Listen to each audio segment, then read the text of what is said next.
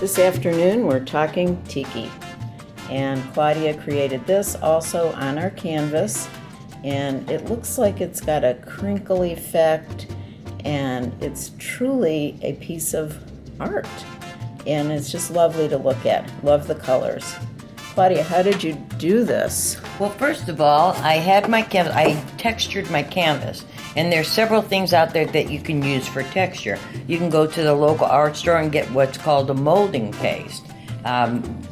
Golden sells it, and I think Electric sells a form of it also. Or you can go to your local hardware store and just get plaster patch. Comes in small, nice little containers, so you just need a little bit. Or you can use a stucco. In this case, I just used like a plaster patch. I put this on with a palette knife. I raised it up, just like tap, tap, tap, tap, so I get all these high edges right in here.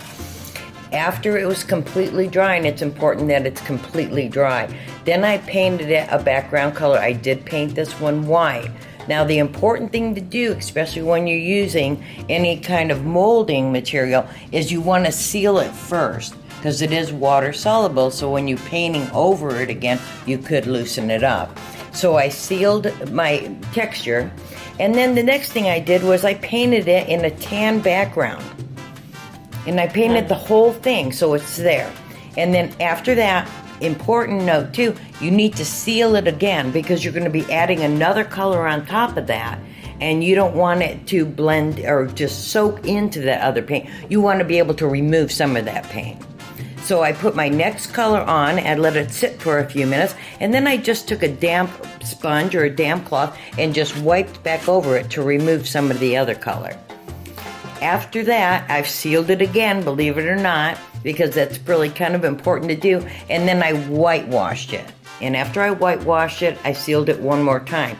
And then, after that was completely dry, I found this napkin that you find at your local stores for having your parties. Had this great tiki face on it.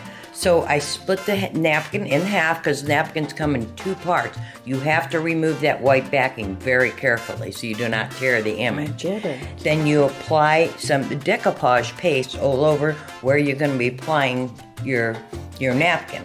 You put that in and you smooth it out and you add another decoupage over the top of that. It gets it all in those creases. Be careful that you don't tear because it gets wet and it's very thin. And then let it dry, seal it again, and it's ready to go. Claudia, there were a lot of steps in there, but I see that because you've done so much of the covering over and the different layers, it gives it sort of a weathered look. And I think that's just perfect for a picture like this.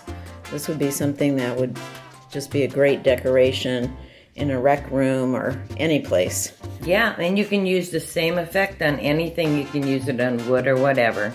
And who would have thought it was a napkin? It's a napkin, that's crazy. All it is. And there's a lot of for beautiful styles of napkins out there. For our worldwide friends, serviette. Yes. Okay? Thanks a lot. Good job. Don't forget to like and subscribe to see more.